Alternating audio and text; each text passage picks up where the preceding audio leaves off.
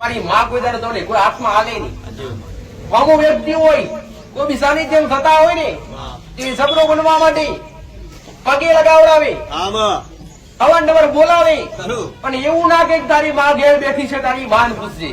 પણ હું માતા દરેક ને જાહેર સભામાં કહું છું, નમવાની મને જરૂર નથી દીકરા. આયા હોય તો પૂછજો કે મારી માં કોણ છે, માં મારા કુળનો દીવો કોણ છે, માં મારા વડીલો કરીને જ્યાં તે મારા વડીલોનું કરેલું ધર્મ કઈ છે, આવું પૂછજો. નમવાની મને જરૂર નથી. અરે રે આજ કામ કરીશ, કાલ કામ કરીશ, કાયમ કામ કરાવડાવવું હશે તમારી માં જોવે છે, તમારા કુળનો દીવો જોવે, તમારા પેઢી સબરી સોરાવર કદાચ મારા જેવી કોઈ દેવ બેઠી હોય ને તો એ દેવ જાગૃત જોવે. આવું મારી મેરડી માતાનું કેવું છે. દરેક તમારી મેરડી ના રામ અને મર્યાદા કહેવાય. શીખવીશ બે માતા. પુરુષ સ્ત્રી, કોઈ દીકરી હોય, કોઈ ઘરની વહુ હોય, કોઈ મા સમાન હોય, કોઈ બેન સમાન હોય, ખાલી પગ વળે ને પગ મોટા મોટા ગુનેગાર. એટલે કોઈ સ્ત્રીને પગ અડે નહીં, કોઈ દીકરીને પગ અડે નહીં, એના હિસાબે થોડી દૂરી રાખવી, અંતર રાખવો એ તમારી ફરજ છે. પહેલાથી શીખવેલું જ મારું માતા. આવું અંતર રાખશો, આવું ભેદભાવ રાખશો. ક્યારે ભેદભાવ દેવ સામે એટલો નહીં દીકરા. કોઈ વડીલ માણસ હોય, તમારથી વધારે ઉંમર હોય કોઈ નહીં, તો કદાચ બે માણસ ઘરના પતિ પત્ની માણસ જાતા હોય હારે પટેલ તો વહુ એનાથી દૂર ખેંચાય. આ પહેલાની મર્યાદા હતી. કોઈ વડીલ ડોહો હોય કાં તો વડીલ તમારાથી ઉંમર લાયક મોટો વધારે હોય ને તો પતિ પત્ની કરે હામાં મોઢું લઈને જાતા નહીં.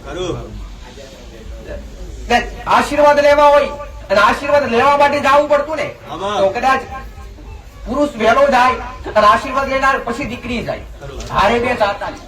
અને મર્યાદા કહેવાય. કોઈ જબરા મોડા બેઠા હોય, કોઈ હારા મોડા બેઠા હોય, તમારાથી વધારે ઉંમર લાયક બેઠા હોય, તેના ભાવમાં જેવું તેવું બોલવું નહીં. ઊંચા અવાજથી વાત કરીને આને મર્યાદા કહેવાય. ખૂબ શીખ્યું છું મેં વાત. હાવ મારું મેરડી માતાનું કેવું. અસલ સુન્યા કિલો મૂકનારી, એક ના નહીં અનેક ના કોમ કરનારી, અનેક ના રુદિયા વસનારી, રાજ રાજેશ્વરી ઉગતા ભરભાતની મેરડી છું. દરેક ના રુદિયા, દરેક ભાવિક ના રુદિયા જેને ભાવ રાખ્યો છે ધારે તો કર્યા છે પટેલ, અને મેં માતા અણધાર્યા કોમ કર્યા. હજારો પુરાવા પડ્યા છે, હજારો કરવાના બાકી છે. તમે દરેક નસીબદાર ત્યાં જ કદાચ મારા શરણાગળ આવી અને દરેક ને આરતી નો લાભ મળી રહ્યો. માતા હું કઉ છું, મારી બોલમાલા મારો રોમ બોલાવડા હું બોલું એ કદી મેં માતાએ મિથ્યા થવા દીધું નથી, કદી આગુ પાછું થવા દીધું નથી. આજ એકની સંખ્યામાં ભાવિકો, 100 ની સંખ્યામાં ભાવિકો, ટૂંકમાં સમય આવશે 100 ની ગણતરી નહીં, હજારો ની ગણતરી મારા ભાવિકો છે. અને આજ જે આવી ગયા અને આજ જેને જેને માર્ગદર્શન મળી ગયું છે ને એ દરેક નસીબદાર.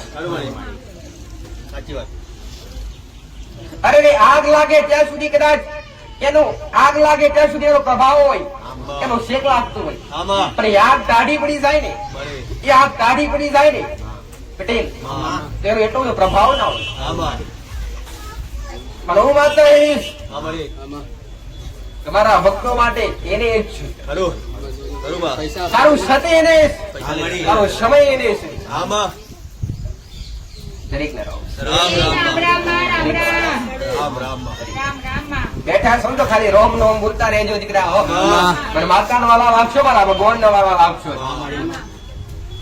સારું શીખવ્યું છે, સારું શીખાડવાનું મારું કોમ છે. તમને તમારા દેવ સુધી પકડવા અને તમને સાચું માર્ગદર્શન આપવું અને તમારા તમારી કુળદેવી નો તમને ભેટો કરી આલવો. તમારી બાનો તમને પાલવ ઝાલી આલવો. આજ કોઈ મળે નહીં. તમારી માં કોઈ દાડો તમને કોઈ હાથમાં હાલે નહીં.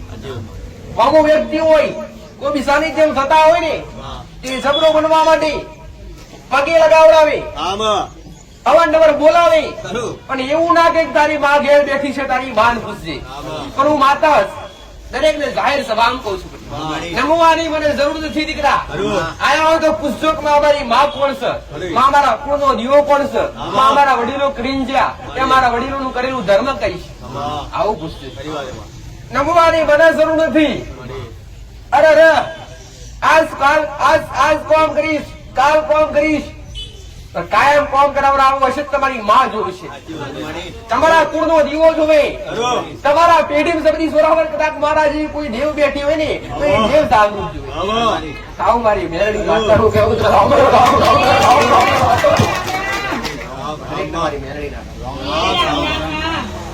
હારું કહેવાથી હારું બની જતું નથી દીકરા પટેલ દોણા નાખવાથી ગઈ દોડા નાખવાથી જે હાથમાં આવે નહીં અનાજ ખાવાનું હોય અનાજ નાખવાનું ના હોય પણ અનાજ જેને જેને ગયા એની પેઢીઓ ગઈ આવું મારું માતાનું કેવું તો છતાંય દેવ હાથમાં આવ્યા નથી પણ કદાચ ઘોડા બની આવ્યા છો આન ઘડી બે ઘડી મારા શરણો આવ્યા છો દીકરા સમજવામાં વાર લાગશે તમને વિચારવામાં વાર લાગશે તમને મને તમારી પેઢીઓના ઇતિહાસ ખોલવામાં વાર નહીં લાગે આવું મારું મેરડી માતાનું કેવું છે એક શબ્દ કહીશ એમાં 10 ગણું સમજવા લાયક હશે પણ જેના દેવમાં રંગ લાગ્યો હશે અને જે દેવમાં જેના દેવની લગ્ની લાગી હશે અને જે દેવમાં રંગાયા છે એના માટે જેને આસ્થા ધરાવી હશે જેને દેવ સુધી ઓળખાણ પડાવી હશે એના માટે કઈક ને સુધાર્યા અને કઈક ને સુધારી આવું મારું માતાનું કેવું છે લેવા કઈ બેઠી નથી અને ભક્તો પાસે લીધું નથી પણ કદાચ અરે રે તમે બનો એવા અરે રે તમે તમારા ઘરનું અરે દુનિયાનું અજવાળું કરો કે ના કરો પણ તમારા ઘરનું અજવાળું થાય નથી એ શીખ આપવા માટે બેઠી છો હું માતા જાગૃત થઈ આજ કદાચ એ મારા દીકરાના અવાજ વડે વાત કરતી હશું અને એના કદાચ એના શરીરમાં પાપ ભાગનો પ્રવેશ કર્યો છે આવનારા હજારો ભાવિકો દરેક ને તારતી હશું દરેક ને દુઃખ નું માર્ગદર્શન આપતી હશું સત્ય શું છે સત્ય શીખવાડતી હશું હું એક થઈ અનેક ના માર્ગદર્શન આવું છું દીકરા તો તમારા ઘેર મારા જેવી માતા દરેક જાગૃત બની જાય દુનિયાનું તમારે કદાચ અજવાળું તમારા દુનિયાનું થાય ના થાય જગતનું થાય ના થાય પણ તમારા ઘરનું તો થાય ને તમારા દુનિયા ભટકવાનું તો ભટે નહીં તમે આજ ભટકી રહ્યા છો તમારી આવનારી વસ્તી ભટકવું ના પડે તમારી આવનારી પેઢી ભટકવું ના પડે આવું મારું માતાનું કેવું દરેક ને રોમ રામ તમને તમારા કુળના દિવાન તમારી જનેતા કે જેને તમને જન્મ આપ્યો દીકરા જન્મ આપીને આવો પૂર્ણા દેવાની અને તમને આસ્તિક વ્યક્તિ બનાયા તમને ભક્તિનો એક માર્ગદર્શન સાચો મળ્યો તમને ભક્તિ કરવાનો એક મોકો મળ્યો અને એ પાછો આ મનુષ્ય અવતારમાં મનુષ્ય સિવાય બીજું કોઈ પશુ પક્ષી સેવા કરીએ કે નહીં કોઈ નામ રટન એના ભાષણ કરે બાકી તમારા પેટ કોઈ કરીએ કે નહીં એટલે જો કહેવાય કે આ મનુષ્ય દ્વાર આ મનુષ્ય અવતાર એ મોટો મોટો મોક્ષ નો દ્વાર અને મનુષ્ય અવતાર જેવો અરે બીજો કોઈ અવતાર હોય નહીં આવું મારું માતાનું છે આ અવતાર મનુષ્ય અવતાર લેવા માટે દેવો તરશે આ ધરતી પર આવવા માટે અરે રે બને 3 લોક રહ્યા પણ આને મૃત્યુ લેખ કહેવાય છે કે જે કોઈ અમર કયા આવતું નથી દરેક ને આજ નહીં તો કાલ જવું પડતું હોય દીકરા અરે રે આકાશ પાતાળ આ ધરતી આ 3 લોક અને આ 3 લોક કરતા મોટા મોટું મહત્વ અને પુણ્ય કમાવવું હોય કર્મ કમાવવું હોય તો આ ધરતી પર આવીને કમાવવું પડે દીકરા સ્વર્ગમાં ના કમાવાય એ પાતાળ લોકમાં જઈને ન કમાવાય આ પૃથ્વી પર આવી અને એક મનુષ્યનો અવતાર નહીં અને જેવા હારા કર્મ કરવા હોય ને એવા કરીએ ઘણી વાર સારું શીખવ્યું છે દીકરા કે કરી શકો તો સારું કરજો કરી શકો તો સારું કરજો બાકી કોઈ ખોટું કરતા નહીં દીકરા આવું મારું માતાનું આમ કદાચ કોઈ સારું કરતું હોય કોઈ સારું કરતું હોય ને સારી રીતે કદાચ કોઈ 4 મોડા 5 માણસ આવતું ને સેવા કરતું હોય તો આ વ્યક્તિની તમે નિંદા કરતા નહીં ખોટી ટીકા કરતા નહીં અને સાથ આપી દેજો સાથ આપ્યો તમે પુણ્યના ભાગીદાર બનશો કેમ? અરે કમાવું, પુણ્ય કમાવું એ તો કદાચ સારો વ્યક્તિ હોય અને કદાચ કોઈ ખવડાવતો હોય અને ખવડાવતો હોય પછી ખવડાવ્યા પછી એ ડીશ ખાલી તમે જોઈ નાખો ને એ મોટું પુણ્ય કહેવાય દીકરા. એવું નહીં તમારી પાસે અન્ન હોય, તમારી પાસે પૈસા હોય તો તમે કર્મ કમાઈ શકો. અરે ને કોઈ તરસ્યા, અરે ખાલી અરે ઉભા થઈ અને પાણીનો પ્યાલો પકડાયો ને તો મોટું પુણ્ય. તો ભોજન કરી રહ્યું હોય અને થાળી હોય તેનું પતરારું હોય ખાલી ઉચકી લઈએ ને તો મોટું પુણ્ય. અને એમાં કદાચ કોઈ દિવાળ કોઈ દીકરી હોય કુવાસી દીકરી હોય, બાળ ઉંમર હોય અને કદાચ ભોજન કરતી હોય અને એક પેલો પાણી આપો ને એ દેવના આપી સમાન છે. એ દેવના આપી સમાન. ભાવ મારી ઉગતા બરબાદ ની મેળવી.